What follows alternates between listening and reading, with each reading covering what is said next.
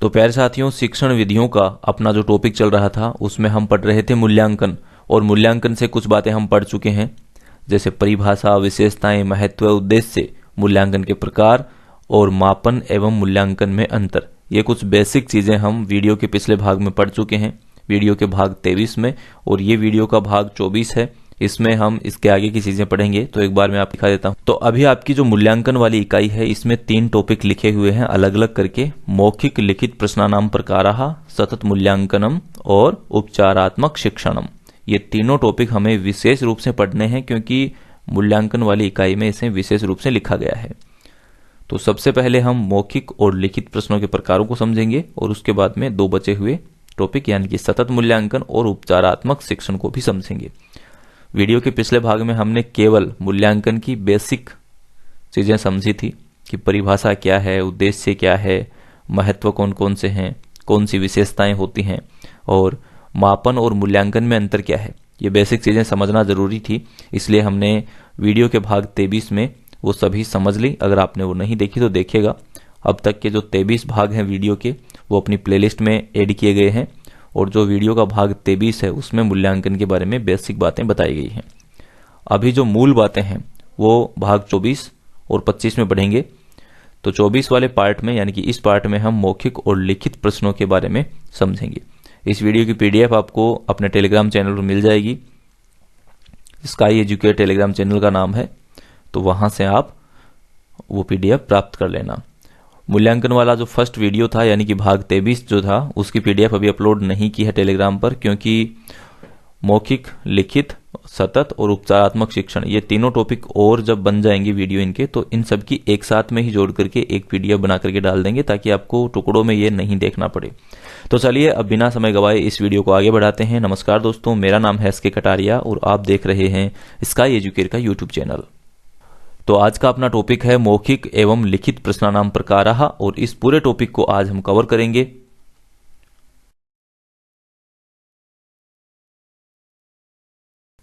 और इन वीडियोस का नोटिफिकेशन प्राप्त करने के लिए चैनल को सब्सक्राइब करने के बाद ये बेल आइकन जरूर हिट करिएगा, ताकि जैसे ही नेक्स्ट वीडियो बनाया जाए उसका नोटिफिकेशन आपको सबसे पहले मिल सके।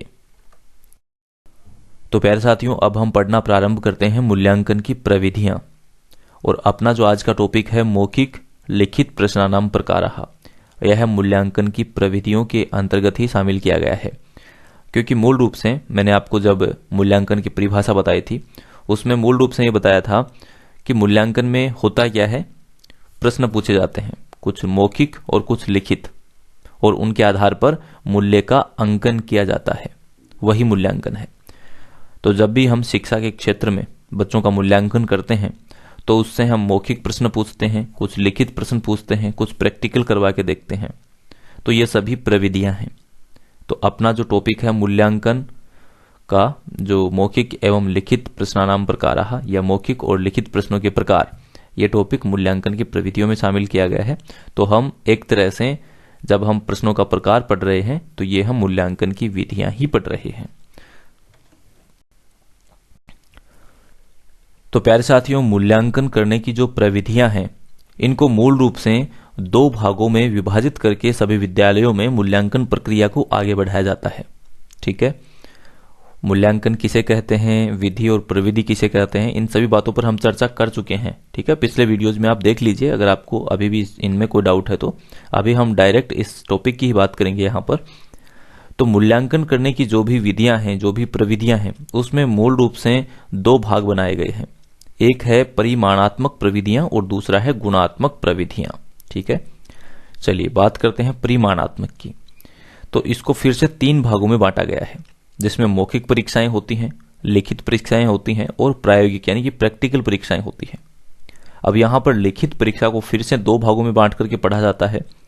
वस्तुनिष्ठ टाइप के प्रश्न एक में पूछे जाते हैं और दूसरे में निबंधात्मक। आप सभी इन प्रक्रियाओं से गुजरे हैं, सभी कक्षाओं में, सभी स्तरों पर, स्कूलों में। अच्छा, मूल्यांकन करने की जो दूसरी प्रविधि है वो है गुणात्मक। इसमें व्यक्ति के गुणों की जांच की जाती है। ठीक है, जांच की सूची और स्तर माप, अवलोकन या निरीक्षण, घटनाक्रम, साक्षात्कार यानी इंटरव्यू। तो यहां पर सभी में गुणात्मक टाइप की विधियां होती हैं, जिसमें व्यक्ति के गुणों की जांच की जाती है। ठीक है, तो इसको भी हम अगली स्लाइडों में समझेंगे डिटेल से कि क्या है गुणात्मक प्रविधियां, क्या है जांच की सूची और स्तर माप, अवलोकन या निरीक्षण क्या है, घटनावृत्त क्या है और साक्षात्कार क्या है, इन सभी को समझेंगे। तो सबसे पहले हम नंबर लेते हैं परिमाणात्मक प्रविधियों का, इसके बाद में गुणात्मक को देखेंगे। तो प्यारे साथियों, मूल्यांकन की जो परिमाणात्मक प्रविधियां हैं, जिसमें मौखिक, लिखित और प्रायोगिक परीक्षाओं को शामिल किया गया है, ये सभी प्रविधियां अधिक उपयोगी हैं, अधिक विश्वसनीय हैं, अधिक वैध हैं। इसलिए इनको हमारी परीक्षा के कार्यक्रम में शामिल किया गया है, जिनके आधार पर विद्यार्थियों का मूल्यांकन किया जाता है। और ये 3 प्रकार की होती हैं, मौखिक परीक्षा होती है, लिखित परीक्षा होती है और प्रायोगिक परीक्षा होती है। तो सबसे पहले बात करते हैं मौखिक परीक्षा की, फिर करते हैं लिखित परीक्षा की और उसके बाद करेंगे प्रायोगिक परीक्षा की, ठीक है, प्रैक्टिकल एग्जाम की। तो मौखिक परीक्षा में क्या होता है, आप सभी ने मौखिक परीक्षा दी होगी। इसमें क्या होता है, जो भी एग्जामिनर होता है, जो भी हमारा मूल्यांकन करने वाला होता है, वह व्यक्तिगत रूप से एक अकेले छात्र को बुलाता है और उससे कुछ मौखिक प्रश्न पूछता है, यानी बिना लिखे हुए खुद डायरेक्ट बोल करके प्रश्न पूछता है। और ये जो विधि है मौखिक परीक्षा की, ये प्राचीन विधि है और परंपरागत विधि है, यानी कि पहले के जमाने में भी इस तरह से मूल्यांकन किया जाता था कि किसी भी छात्र को बुला लिया और उससे कुछ व्यक्तिगत प्रश्न पूछे अपनी विषय वस्तु से संबंधित, और उनका यदि वह जवाब देता है तो उसके हिसाब से उसको अंक दिए जाते हैं। तो ये होता है मौखिक परीक्षा। इसमें छात्र से मौखिक रूप से प्रश्न करके उसके ज्ञान को जांचा जाता है, उसकी अभिव्यक्ति को देखा जाता है कि किस तरह से अभिव्यक्त कर पा रहा है, जो ज्ञान यह सीख के आया है उसके साथ कॉन्फिडेंट है कि नहीं है, ठीक है, कितना ज्ञानार्जन हुआ है, साथ में उसकी अभिव्यक्ति कैसी है, और उसके आत्मविश्वास को परखा जाता है। और आत्मविश्वास को परखने का तरीका मौखिक परीक्षा में, यानी मौखिक परीक्षा जो है ये आत्मविश्वास को परखने का सबसे अच्छा तरीका है। इससे पता लग जाता है बच्चे की बॉडी लैंग्वेज से कि हाँ, यह इस ज्ञानार्जन को लेकर के कितना कॉन्फिडेंट है। मौखिक प्रश्न पूछते समय कुछ बातों का विशेष ध्यान रखना जरूरी होता है, जैसे लंबे उत्तरों वाले प्रश्नों को नहीं पूछना चाहिए, नहीं तो एक ही प्रश्न का जवाब बच्चा देते देते पूरा टाइम निकाल देगा। प्रश्न में द्विअर्थी शब्दों का प्रयोग करने से बचना चाहिए, यानी कि प्रश्न पूछने वाले को ऐसे प्रश्नों को नहीं पूछना चाहिए जिसमें एक ही शब्द के 2-2, 3-3 अर्थ निकलते हों, ताकि बच्चा कंफ्यूजन से बच सके और डायरेक्ट आपके प्रश्न का सही उत्तर दे सके। अगर आपने किसी प्रश्न को पूछा और उसके 2-3 अर्थ निकलते हो तो बच्चा कंफ्यूजन में रह जाएगा कि कौन सा जवाब दूं, कौन सा सही है, कौन सा गलत है। तो ऐसे प्रश्न पूछने चाहिए जिसका सटीक कोई आंसर हो। छात्रों को उत्तर देते समय बीच में नहीं टोकना चाहिए और लंबी शब्दावली वाले प्रश्नों से बचना चाहिए। ये कुछ बिंदु हैं जो मौखिक परीक्षा के अंतर्गत जो मौखिक परीक्षा लेता है उसको ध्यान में रखने चाहिए। अब देखिएगा, मौखिक परीक्षा के भी कुछ भेद होते हैं, कुछ तरीके होते हैं जिनके आधार पर मूल्यांकन किया जाता है, जिसमें पहला है शलाका परीक्षा, दूसरा है शास्त्रार्थ यानी डिबेट, साक्षात्कार, इंटरव्यू, भाषण और अंताक्षरी। अंताक्षरी भी आप सभी ने विद्यालयों में जरूर की होगी। तो ये मौखिक परीक्षा के ही सारे तरीके हैं। अब एक एक को समझते हैं। देखिए, शलाका परीक्षा क्या है। शलाका कहते हैं किसी छड़ को, यानी इसमें क्या किया जाता है, किसी पुस्तक से डायरेक्ट कोई प्रश्न उठा लिया जाता है, कोई पंक्ति उठा ली जाती है या कोई पैराग्राफ उठा लिया जाता है। तो शलाका की मदद से, शलाका यानी किसी छड़ की मदद से इंगित करते हैं। शलाका होती है कोई छड़, यानी कोई धातु का बना हुआ कोई एक छड़ होती है, कोई एक डंडी होती है यानी धातु की बनी हुई, उसको पुस्तक में किसी लाइन पे रखते हैं और कहते हैं कि इसका अर्थ बताओ, इस तरह से, ठीक है। तो इसमें परीक्षणकर्ता शलाका की सहायता से यानी किसी छड़ की सहायता से किसी पृष्ठ से प्रश्न या पंक्ति को पूछता है और छात्र मौखिक ही तुरंत उसका उत्तर प्रदान करता है।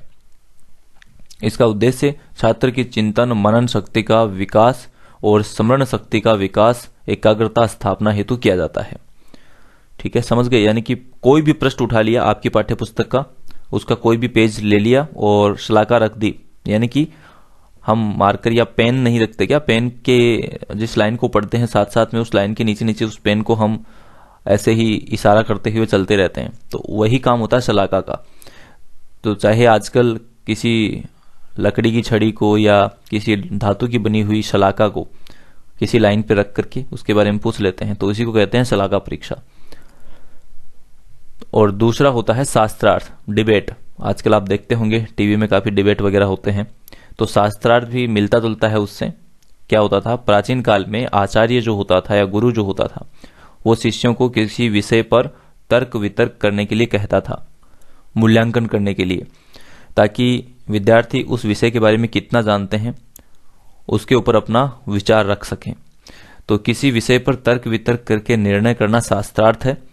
प्राचीन समय में आचार्य शिष्यों की परीक्षा हेतु ग्रंथ के किसी भी समस्या को प्रस्तुत करके छात्रों को अपने विचार प्रस्तुत करने के लिए प्रेरित करते थे, तो वही शास्त्रार्थ है। तो यह भी एक मौखिक परीक्षा का प्रकार है, इससे मूल्यांकन किया जाता था छात्रों का। एक होता है साक्षात्कार, इसमें साक्षात विषय वस्तु और विषय वस्तु की पृष्ठभूमि से संबंधित अवधारणात्मक तथा तथ्यात्मक प्रश्न पूछना ही साक्षात्कार है। यानी स्टूडेंट से सामने खड़ा करके, साक्षात खड़ा करके विषय वस्तु से संबंधित प्रश्न पूछे जा सकते थे, उसकी अवधारणा से संबंधित, उसके भाव से संबंधित और तथ्यात्मक प्रश्न भी पूछ सकते हैं इसमें। तो ये भी एक तरीका है मौखिक परीक्षा का। परीक्षक छात्रों के समक्ष पूर्व निर्धारित, ये भाषण का तरीका बता रहा हूं आपको। तीसरा जो टाइप है वो क्या है, भाषण। तो भाषण में क्या होता है, परीक्षक छात्रों के समक्ष पूर्व निर्धारित विषय को प्रस्तुत करके उससे संक्षिप्त रूप से बोलने के लिए कहता है। यानी कोई भी विषय वस्तु रख दी और पूछ लिया कि इसके बारे में आप क्या जानते हो, संक्षेप में बताओ। तो भाषण छात्रों के भाषण कौशल के परीक्षण हेतु उपयोगी है। उसमें यानी कि भाषण कौशल जो है या भाषण जो तरीका है मूल्यांकन का, इसमें एग्जामिनर जो है वो ये जानने की कोशिश करता है कि बच्चे की भाषण शैली कैसी है, किस तरह से बोलता है। अंताक्षरी के द्वारा, यानी अंताक्षरी जो होती है, शब्दों की अंताक्षरी होती है, श्लोकों की हो सकती है, दोहों की हो सकती है, जो भी विषय होता है उसके अनुसार अंताक्षरी रखी जाती है। तो उसके द्वारा भी बच्चों का परीक्षण किया जा सकता है कि बच्चे का शब्द भंडार कैसा है या बच्चे को कितने श्लोक याद हैं, अंताक्षरी से पता लग जाता है। तो प्यारे साथियों, मौखिक परीक्षा के प्रकारों को पढ़ने के बाद अब बात करते हैं लिखित परीक्षा की। क्या होती है लिखित परीक्षा? आप सभी जानते होंगे आज के समय में लिखित परीक्षा का बहुत बड़ा योगदान है मूल्यांकन में। इसमें छात्रों के परीक्षण के लिए कुछ लिखित प्रश्न दिए जाते हैं और छात्र भी उन प्रश्नों के उत्तर जो हैं वो लिखित रूप से ही देते हैं। इसका उद्देश्य क्या है? इसका उद्देश्य है लेखन कौशल का परीक्षण करना कि बच्चों का लेखन कौशल कैसा है। परीक्षा में यदि पूछ लिया जाए कि लेखन कौशल का उद्देश्य क्या है, तो लेखन कौशल का उद्देश्य है लेखन का परीक्षण करना कि बच्चों की लिखावट कैसी है और किस तरह से, किस शैली में वो लिख सकते हैं। मूल रूप से लिखित परीक्षा भी दो प्रकार की होती है, जिसमें पहला जो टाइप है वो है वस्तुनिष्ठ परीक्षा, और ये बहुत ही महत्वपूर्ण है। इसमें त्रुटियां होने की संभावनाएं बहुत कम होती है, सबसे महत्वपूर्ण इसको माना गया है। और एक है निबंधात्मक, यानी इसमें वर्णन वाले प्रश्नों के उत्तर देने होते हैं, यानी प्रश्नों के उत्तर जो है वो विस्तार से देने पड़ते हैं। वस्तुनिष्ठ में कुछ शब्दों में या एक शब्द में या एक पंक्ति में ही उत्तर देना होता है। ठीक है, तो सबसे ज्यादा विश्वसनीय कौन सी है? वस्तुनिष्ठ परीक्षा है। तो प्यारे साथियों, सबसे पहले बात करते हैं वस्तुनिष्ठ प्रश्नों की, क्योंकि सबसे विश्वसनीय इसी को माना गया है और आज की परीक्षाओं का आधार भी यही है, क्योंकि इसका जो उत्तर होता है वो निश्चित होता है और कम समय में हम इसका उत्तर दे सकते हैं। जांच करने वाले के भी बहुत फायदा रहता है, आसानी से जांच की जा सकती है पेपर की। तो देखिए, इसको समझ लेते हैं। इस परीक्षा में निश्चित उत्तर वाले प्रश्नों को ही समाहित किया जाता है, अतः इस परीक्षा को अधिक विश्वसनीय, वैध व व्यवहारिक माना गया है। ठीक है, सबसे विश्वसनीय माना गया है क्योंकि किसी भी प्रश्न का एक ही उत्तर होगा और वो निश्चित है। तो जांचने वाला देखेगा कि हाँ, अपेक्षित उत्तर दिया है तो ठीक है, अगर थोड़ा सा भी गलत दिया है तो गलत है। इस तरह से विश्वसनीयता के साथ उसको जांचा जा सकता है। इस परीक्षा में कम समय में अधिक छात्रों का परीक्षण किया जा सकता है, विश्वसनीय परिणाम मिलते हैं और ज्ञान को स्थायित्व मिलता है। ये इसके फायदे हैं, लेकिन इसके कुछ नुकसान भी हैं, कुछ दोष भी हैं इसमें। इस तरह के परीक्षण में लेखन शैली और निरीक्षण शक्ति व कल्पना शक्ति का परीक्षण संभव नहीं है। तो ये कुछ दोष भी होते हैं।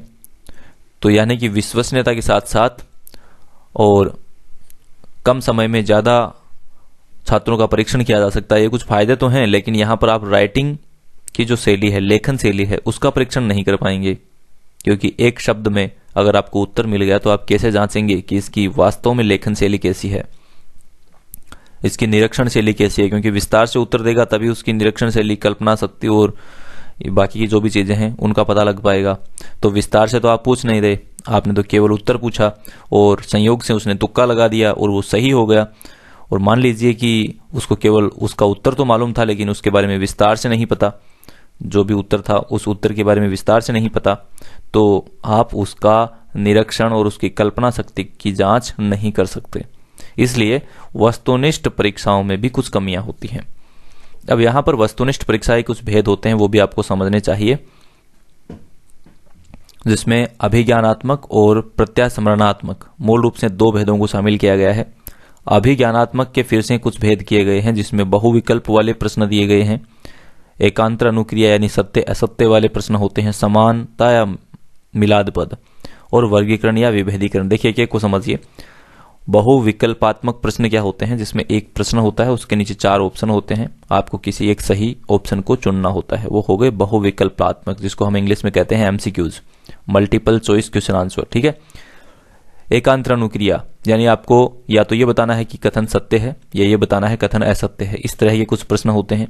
समानता मिलाद वाले, जैसे एक इंडेक्स दे दी, उसमें 4 लाइन यानी 4 वाक्य इधर लिख दिए और दूसरी इंडेक्स दे दी उसके सामने, उस इंडेक्स में 4 पद लिख दिए। आपको समान पदों को मिलाना है, जो भी मैच करते हैं आपस में उनको मिलाना होता है, उसको बोलते हैं समानता या मिलाद पद। और वर्गीकरण वाला हो गया, विभेद करने वाला हो गया। इन सबको एक एक करके समझेंगे अगली स्लाइड में, एक बार इनके प्रकार आप देख लो। प्रत्यास्मरणात्मक, प्रत्यास्मरणात्मक में क्या होता है, रिक्त स्थान वाले प्रश्न दे दिए कि रिक्त स्थानों की पूर्ति करो, और सरल प्रत्यास्मरण वाले प्रश्न दे दिए। देखते हैं कौन कौन से होते हैं ये और किस तरह से इसमें प्रश्न पूछे जाते हैं। तो अभी मैंने आपको बताया कि वस्तुनिष्ठ प्रश्नों के 2 प्रकार होते हैं, जिसमें अभिज्ञानात्मक प्रश्नों के द्वारा मूल्यांकन किया जाता है और प्रत्यास्मरणात्मक प्रश्नों के द्वारा मूल्यांकन किया जाता है। तो देखिएगा, सबसे पहले बात कर लेते हैं अभिज्ञानात्मक प्रश्नों की, उसके बाद में प्रत्यास्मरणात्मक प्रश्नों की भी चर्चा करेंगे। देखिए, अभिज्ञान मीन्स होता है पहचान शक्ति। ठीक है। तो अभिज्ञानात्मक प्रश्न में वे प्रश्न सम्मिलित होते हैं जो छात्रों की अभिज्ञान शक्ति यानी कि पहचान शक्ति का परीक्षण करते हैं। कैसे करते हैं? बहु विकल्पों के द्वारा, सत्य असत्य कथन के द्वारा और मिलाद पद यानी समान पदों की पहचान करने के द्वारा। इन सब में पहले से आंसर आपके सामने दिया हुआ है, बस आपको उसमें से सही आंसर की पहचान करनी है। जैसे बहुविकल्प में क्या होता है, कोई प्रश्न दे दिया, उसके नीचे 4 उसके विकल्प दे दिए, उसमें से एक सही विकल्प भी होता है, तो आपको सही वाला चुनना होता है, वही होता है बहुविकल्पात्मक प्रश्न। ठीक है। इसमें ये जो बहुविकल्पात्मक प्रश्न है, यह वर्तमान समय की सबसे ज्यादा प्रयुक्त होने वाली विधि है, सबसे ज्यादा विश्वसनीय माना गया है, वेद माना गया है, और आजकल जो एग्जाम होते हैं वो इसी विधि से ज्यादातर होते हैं, कंपटीशन एग्जाम्स। ठीक है। सामान्य रूप से इसमें 4 विकल्प होते हैं, कुछ परीक्षाओं में 5 भी होते हैं। अगला जो टाइप है वो है सत्य असत्य प्रश्नों का, जिसको एकांतर अनुक्रिया रूप प्रश्न भी कहते हैं। तो ध्यान रखना है, परीक्षा में सत्य असत्य रूप प्रश्न पूछ लिया तो आप तुरंत उसका आंसर दे सकते हैं, लेकिन यदि एकांतर अनुक्रिया रूप पूछ लिया जाए तो आप कंफ्यूजन में रह सकते हैं कि सर ने ये तो बताया ही नहीं था। तो ध्यान रखना, एकांतर अनुक्रिया मीन्स होता है सत्य असत्य वाले प्रश्न ही। ठीक है। तो इन प्रश्नों में कुछ कथन दिए होते हैं, जिनमें छात्रों को सही कथन के आगे सही का निशान लगाना होता है तथा गलत प्रश्न के आगे ये गलत का जो निशान है, क्रॉस का निशान जो है, ये लगाना होता है। अगला जो टाइप है मिलाद पद यानी समानता पद वाले प्रश्न। इसमें प्रश्नों के 2 स्तंभों को, एक तरफ एक कॉलम दे दिया, उसमें कुछ विकल्प दे दिए, एक तरफ दूसरा कॉलम दे दिया, उसमें कुछ विकल्प दे दिए। अब यहां पर जो 4 विकल्प हैं या 5 हैं या 7 हैं, उससे मिलते जुलते पद होते हैं सामने वाले में, तो आपको उनसे लाइन खींच खींच के उनको मिलाना होता है। इस तरह से उसको कहते हैं मिलाद पद या समानता पद वाले प्रश्न। तो प्यारे साथियों, वस्तुनिष्ठ प्रकार के जो प्रश्न हैं, इनमें कुछ गुण भी हैं तो कुछ इसमें दोष भी हैं। सबसे पहले बात करते हैं गुणों की। देखिए, इस प्रकार के प्रश्नों में विश्वसनीयता होती है, क्योंकि एग्जाम्पल लीजिए आप, जैसे कोई सत्य असत्य कथन वाला प्रश्न है, तो वो सत्य है तो एग्जामिनर को पहले से पता है सत्य है, और उसके सामने यदि विद्यार्थी ने असत्य का सिंबल लगाया है तो इसका मतलब वो गलत कर दिया उसने। तो विश्वसनीयता होती है जांचने में। पूर्वाग्रहों से मुक्ति। पूर्वाग्रह का मीन्स होता है पहले से निश्चित किया हुआ मत। कई बार क्या होता है, आपने देखा होगा व्हाट्सएप वगैरह पर भी कई बार फोटो खींची हुई आती है बच्चों के दिए हुए आंसर की, तो उसमें क्या होता है, बच्चा अपना मत प्रस्तुत कर देता है। जैसे किसी ने कोई प्रश्न पूछा तो बच्चा उसका आंसर देता है कि इसका अनुसार ये हो सकता है, इसका उत्तर ये हो सकता है, ये वो घुमा फिरा करके लंबा चौड़ा आंसर उसका दे देता है। तो वस्तुनिष्ठ प्रकार के प्रश्नों में उसको मौका नहीं मिलता कि इस तरह के वो आंसर दे। उसको या तो सही वाले पे ऑप्शन पे क्लिक करना है या गलत वाले पर, उसकी मर्जी है वो कौन सा चुनता है। तो अपना मत उसमें नहीं घुसा सकते कोई भी। तो इस तरह से पूर्वाग्रह से मुक्ति मिल जाती है वस्तुनिष्ठ प्रकार के प्रश्नों में, ये इसका एक गुण है। विश्वसनीयता होती है। वस्तुनिष्ठता यानी निश्चित उत्तर वाले प्रश्न होते हैं। विभेदनशीलता, भेदभाव नहीं किया जाता किसी भी बच्चे के साथ, सभी को समान रूप से जो प्रश्न होते हैं उसमें से जो चारों ऑप्शन होते हैं वो सभी को समान रूप से दिए जाते हैं। इसमें विभेदनशीलता इस तरह से भी होती है, अगर आपको वर्णन करने वाला कोई प्रश्न दिया जाएगा तो आप उसमें अपने अनुसार उत्तर लिखोगे, दूसरा बच्चा अपने अनुसार लिखेगा, और जांचने वाला जो व्यक्ति है वो सभी को अलग अलग जांचेगा। क्योंकि देखिए प्रत्येक व्यक्ति का माइंड स्तर जो होता है वो अलग अलग होता है। तो जांचने वाला किस प्रकार की प्रकृति का है, उसको कौन से छात्र का उत्तर ज्यादा बढ़िया लग गया उसको ज्यादा मार्क्स दे दिए, कौन से छात्र का उत्तर उसको कम अच्छा लगा उसको कम मार्क्स दे दिए। तो ये जो भेदभाव वाली जो स्थितियां हैं ये नहीं बनेगी। 4 ऑप्शन है, आपने सही वाला पिक किया है तो आपका सही माना जाएगा, चाहे एग्जामिनर कुछ भी सोचे, चाहे एग्जामिनर का मत कुछ भी हो, चाहे बच्चे का कुछ भी हो, आपको तो निश्चित उत्तर जो सिलेक्ट किया है वो सही है, चाहे वो तुक्का ही लगा हो तो सही ही माना जाएगा। अब यहां पर अध्यापक ये नहीं कह सकता कि आपने तुक्का लगाया है लेकिन मैं इसको सही नहीं मानूंगा। अगर वो सही पे तुक्का लगा तो सही ही माना जाएगा। तो विभेदनशीलता का गुण होता है इसमें। अंकन में शीघ्रता, अंक प्रदान करने में समय कम लगता है, फटाफट आप उसके आंसर दे सकते हो क्योंकि आपके पास एक आंसर शीट होती है, मिलाया कि हाँ ए बे से में से ए इसका सही आंसर है तो फटाक से उसको लिख दिया कि हाँ ये सही हो गया। इस तरह से शीघ्रता होती है। परीक्षण में कम समय, यानी कि परीक्षण करते समय कम लगता है, परीक्षा में कम समय लगता है।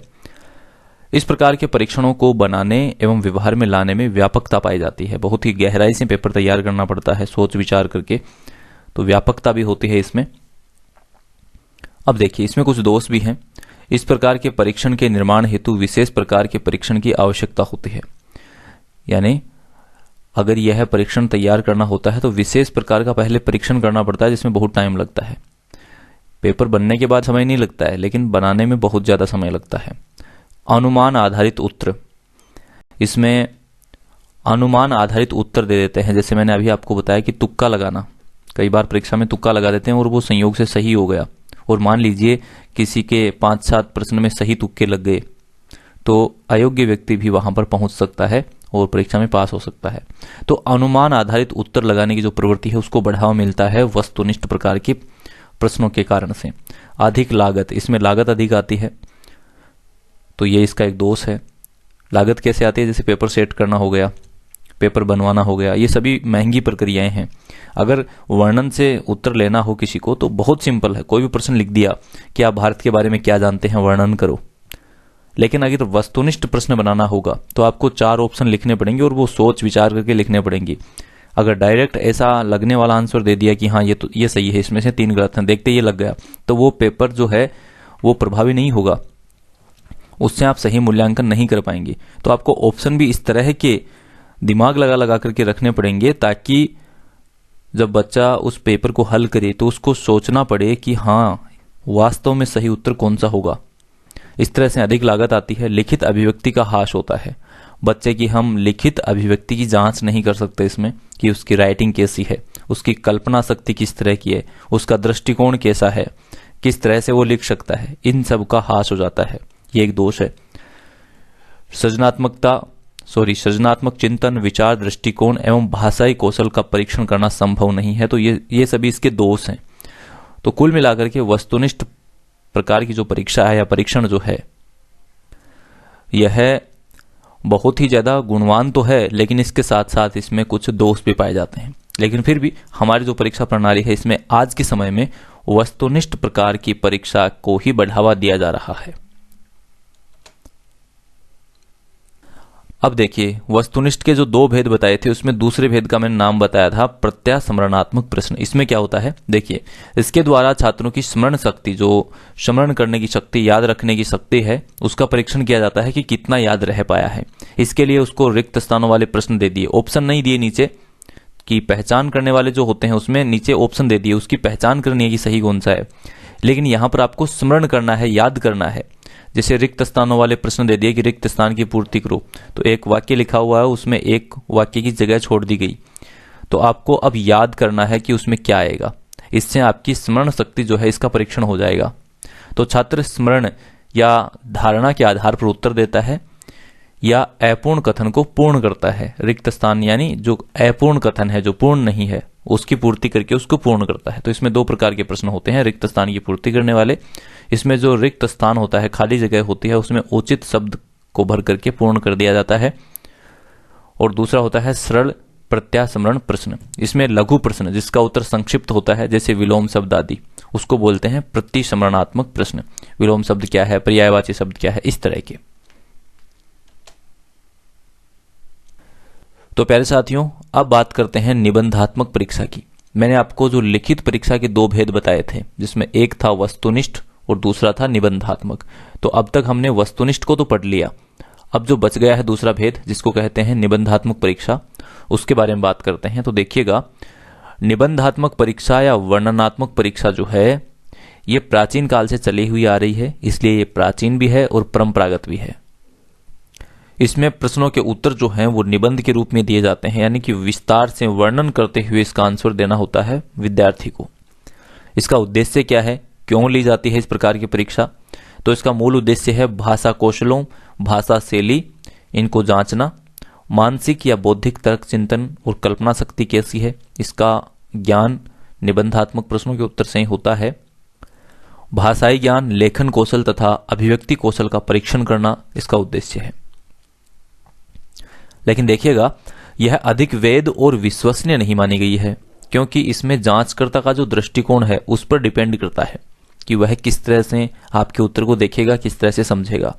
इसलिए यहां पर वह अपने दृष्टिकोण के अनुसार ही आपको मार्क्स देगा, नंबर देगा। तो यहां पर जो विभेदीकरण की बात मैंने आपको बताई वो लागू नहीं होती, इसलिए यहां पर विश्वसनीयता नहीं होती। अगर जांच करने वाला का दृष्टिकोण जो है उसके हिसाब से आपने सही आंसर दिया है तो आपको अच्छे नंबर मिलेंगे। आपने सही आंसर दिया है लेकिन जांच करने वाले का दृष्टिकोण अलग है, तो हो सकता है कि वो आपके नंबर भी काट ले। तो यहां पर विश्वसनीयता नहीं हो सकती। वस्तुनिष्ठ परीक्षाओं में विश्वसनीयता होती है। तो आपको कौन सी पसंद है, वस्तुनिष्ठ परीक्षा पसंद है या निबंधात्मक? कमेंट करके जरूर बताइएगा। प्रश्नों के उत्तर असीमित होते हैं, अनिश्चित व वर्णनात्मक उत्तर होते हैं, जिसका मूल्यांकन कठिन व अलग अलग होता है, क्योंकि बच्चे भी अपने अपने हिसाब से उत्तर लिखेंगे। कोई उसी मतलब कोई बात लिख दी, उसी को घुमाता रहेगा, एक ही बात को बार बार घुमाता रहेगा। ठीक है। तो निबंधात्मक परीक्षा में प्रश्न प्रकार देखिए, 3 प्रकार के प्रश्न होते हैं मूल रूप से निबंधात्मक परीक्षाओं में। पहला प्रकार है अति लघुतरात्मक प्रश्न, जिसमें एक पंक्ति या 2 पंक्ति या 2-3 शब्दों में आंसर देने होते हैं। ठीक है। और दूसरा जो प्रकार है लघुतरात्मक, इसमें निर्धारित पंक्ति या निर्धारित शब्दों में उत्तर देने होते हैं, जैसे 2 पंक्ति में उत्तर देना है या 3 पंक्ति में उत्तर देना है, इस तरह से। एक होता है निबंधात्मक, इसमें विस्तार से वर्णन करना होता है 6-7 पेज में। ठीक है। उसमें लिखा हुआ होता है कि इतने शब्दों में कम से कम आप उत्तर दीजिए। तो इस तरह से निबंधात्मक का उत्तर हमें देना होता है। तो 3 प्रकार के प्रश्न होते हैं। अब देखिएगा, निबंधात्मक परीक्षणों में क्या गुण है और क्या दोष है। सृजनात्मक चिंतन, कल्पना शक्ति, निर्णय शक्ति, स्मरण शक्ति का पता लगाने में सहायक है। व्यक्तिगत विचारों का पता लगाने में सहायक है कि कौन से व्यक्ति के क्या विचार हैं। परीक्षण को बनाने में सरलता व कम लागत आती है। अध्यापकों द्वारा सामान्य परीक्षण की आवश्यकता होती है। विद्यार्थियों को स्वतंत्र एवं संगठित रूप से विचारों को अभिव्यक्त करने के अवसर मिलते हैं। देखिएगा, यानी यहां पर विद्यार्थी स्वतंत्र है और अध्यापक भी स्वतंत्र है। वह एक प्रश्न लिख दिया, विद्यार्थी खुले रूप से जो विद्यार्थी को लगे इसका उत्तर ये होना चाहिए वो लिख सकता है और अपनी जो कल्पना शक्ति है उसका वर्णन कर सकता है उस प्रश्न के उत्तर के माध्यम से। ठीक है। तो ये तो इसमें गुण है, लेकिन इसमें कुछ दोष भी हैं। विश्वसनीयता की कमी होती है, अंकन में अधिक समय लगता है, वैधता का अभाव होता है, व्यापकता का अभाव होता है। अर्थात इस प्रकार के परीक्षणों में संपूर्ण पाठ्यक्रम को सम्मिलित नहीं किया जा सकता, क्योंकि आपने कोई प्रश्न पूछ लिया तो उसी का उत्तर इतना लंबा हो जाएगा कि विद्यार्थी का जो निर्धारित समय होता है एग्जाम का 2 घंटे 3 घंटे का, उसमें आप संपूर्ण पाठ्यक्रम का मूल्यांकन नहीं कर सकते। रटंत प्रवृत्ति जो है, रटने की जो प्रवृत्ति है, उसको बल मिलता है, क्योंकि बच्चा क्या करेगा, रटेगा। उसको आंसर ऐसे याद नहीं होगा तो वो चीज़ों को नहीं समझ पाएगा, तो क्या करेगा, वो रटेगा और उससे वो रटंत की जो प्रवृत्ति है उसका विकास होगा उसके अंदर। तीसरे नंबर पर आती है प्रायोगिक परीक्षा या प्रैक्टिकल परीक्षा, जिसको हम क्रियात्मक परीक्षा भी कहते हैं। इसमें प्रैक्टिकली आपका मूल्यांकन किया जाता है। इन परीक्षाओं का प्रयोग करके छात्रों की दक्षता या कौशल परीक्षण किया जाता है। इसमें छात्रों को कुछ कार्य करने के लिए दिए जाते हैं प्रैक्टिकली रूप से, प्रायोगिक तौर पर, और इन परीक्षाओं में विश्वसनीयता का अभाव रहता है, क्योंकि यहाँ पर भी जो एग्जामिनर होता है उसका दृष्टिकोण जो है वो महत्वपूर्ण है। कौन सी दृष्टिकोण से वह परीक्षण करता है, उसके दृष्टिकोण में कौन सा बच्चा अच्छा है, कौन सा अच्छा नहीं है, उसके हिसाब से इसमें मूल्यांकन होता है। और यहाँ पर शिक्षक जो हैं वो कुछ बच्चों के साथ भेदभाव भी कर सकते हैं। हालांकि बच्चों के साथ किसी भी शिक्षक को नहीं करना चाहिए, लेकिन कुछ शिक्षकों के कुछ स्टूडेंट चहेते भी हो सकते हैं और उन चहेते स्टूडेंट्स को वो अच्छे नंबर दे सकते हैं, ऐसी संभावना इसमें होती है। अब ये स्लाइड देखिए, वीडियो के स्टार्टिंग में मैंने आपको ये स्लाइड दिखाई थी कि मूल्यांकन की जो प्रविधियां हैं उसमें मूल रूप से 2 प्रकार की प्रविधियां होती हैं, जिसमें एक होती है परिमाणात्मक प्रविधियां और दूसरी होती है गुणात्मक प्रविधियां। इसमें से हमने मौखिक परीक्षा को पढ़ा अभी तक, लिखित को पढ़ा, प्रायोगिक को पढ़ा।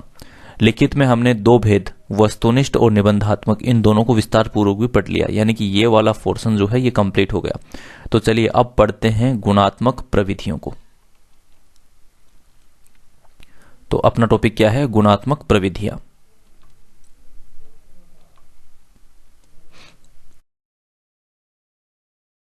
गुणात्मक परीक्षाएं आंतरिक मूल्यांकन हेतु काम में ली जाती है।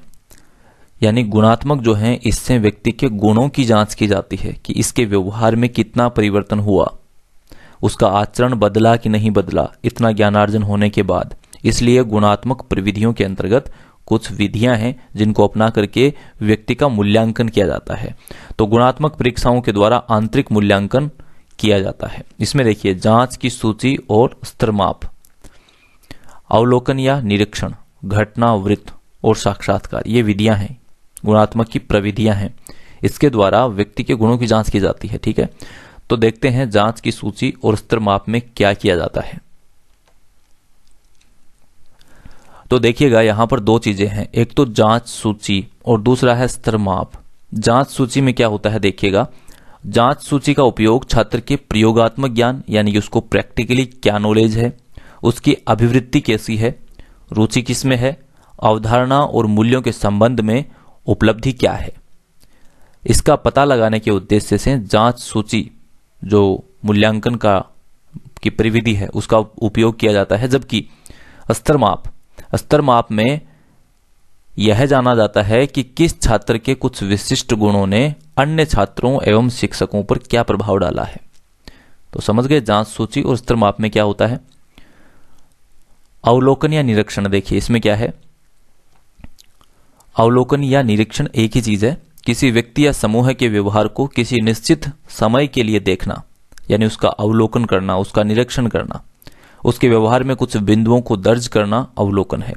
अवलोकन को सही तरीके से दर्ज करने के लिए अवलोकनकर्ता चेकलिस्ट, अवलोकन चार्ट, मापनी परीक्षण आदि उपकरणों का प्रयोग करता है। यानी कि वह नोट करता है, व्यक्ति का अवलोकन करता है और उसमें प्रत्येक चीज को नोट करता है कि हाँ, इसका व्यवहार ऐसा है, इसका तरीका ये है, ये सारी चीजें वह नोट करता है, अवलोकन करता है, निरीक्षण करता है दूर रह करके, यानी उसको देखता रहता है और उसके बारे में वह अवलोकन करता रहता है। तो ये भी एक तरह का मूल्यांकन ही है। घटनावृत्त, यानी कि किसी विशेष घटना में व्यक्ति किस प्रकार से बिहेव करता है, इसका मूल्यांकन करना होता है। यहां पर देखिए, घटनावृत्त शिक्षार्थियों के जीवन की सार्थक घटना का विवरण या कोई ऐसी घटना जो अवलोकन करने वाले की दृष्टि में शिक्षार्थियों के लिए महत्वपूर्ण हो या शिक्षक के द्वारा अनुभव किया गया हो। विभिन्न परिस्थितियों में शिक्षार्थियों का वास्तविक व्यवहार हो सकता है, यानी शिक्षार्थी किसी विशेष परिस्थिति में या किसी भी घटना के समय किस प्रकार का व्यवहार करते हैं और किस प्रकार का करना चाहिए, इसका मूल्यांकन किया जाता है और उसमें सुधार किया जाता है। साक्षात्कार, इंटरव्यू, ठीक है। साक्षात्कार विभिन्न प्रकार की परिस्थितियों में व्यक्तियों से सूचना संकलन का सर्वाधिक प्रचलित साधन है। साक्षात्कार में व्यक्तियों को आमने सामने बैठाकर विभिन्न प्रकार के प्रश्न पूछे जाते हैं। उनके आधार पर उनकी योग्यताओं का मूल्यांकन किया जाता है। शिक्षा के क्षेत्र में छात्रों की शैक्षिक उपलब्धि का मापन करने के लिए किए जाने वाले साक्षात्कार को मौखिकी के नाम से जाना जाता है।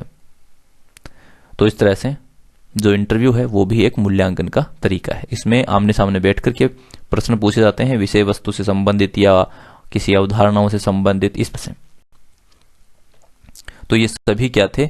मूल्यांकन के ही प्रकार थे।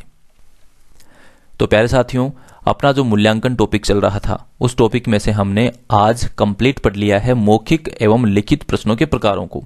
क्योंकि हमें यह टॉपिक इसी नाम से लिखा हुआ अपने सिलेबस में मिला है तो इसको गहराई से पढ़ना जरूरी था, इसलिए पूरा सेपरेट वीडियो इसी टॉपिक के लिए मैंने ये बनाया। उम्मीद करता हूं ये सभी चीजें आप समझ पाए होंगे। अगले वीडियो में हम सतत मूल्यांकन और उपचारात्मक शिक्षण को पढ़ेंगे। तो ये था वीडियो का भाग 24 और इस वीडियो सहित अपने जो बाकी के 23 वीडियो हैं ये अपने चैनल पर एक प्लेलिस्ट संस्कृत शिक्षण विधियां इस नाम से मिल जाएगी और उसमें सारे वीडियो क्रमशः अपलोड किए हुए मिल जाएंगे। साथ में आपको निःशुल्क इन वीडियोस की PDF अपने ग्रुप में मिल जाएगी। ग्रुप का नाम है स्काई एजुकेयर, ठीक है, ये नाम देख लो आप। ग्रुप कौन सा है? टेलीग्राम ऐप में ग्रुप होता है। आपको क्या करना है, टेलीग्राम ऐप या तो आपके फोन में है तो उसमें सर्च कर लीजिए, नहीं तो आप टेलीग्राम का एक छोटा सा ऐप है वो इंस्टॉल कर लो। उसके बाद में उसमें सर्च बॉक्स होता है ऊपर, उसमें सर्च करना है स्काई एजुकेयर। जैसे ही आप ये लिख करके वहां सर्च करेंगे तो आपको अपना ग्रुप मिल जाएगा, उसको ज्वाइन कर लेना है क्लिक करके और वहां पर आपको पूरे वीडियोस की PDF मिल जाएगी। तो प्यारे साथियों, आज हमने टॉपिक को कवर कर लिया है मौखिक और लिखित प्रश्नों के प्रकार वाले टॉपिक को।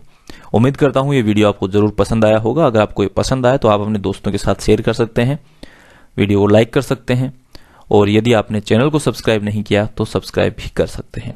मैं मिलूंगा आपसे नेक्स्ट वीडियो में। अगर आपको कोई भी डाउट है तो इस वीडियो के नीचे निसंकोच कमेंट करके आपका प्रश्न लिख दीजिए, मैं नेक्स्ट वीडियो में उसको क्लियर करने की कोशिश करूंगा। तो मिलता हूं अगले वीडियो के साथ, तब तक के लिए नमस्कार, जय हिंद, जय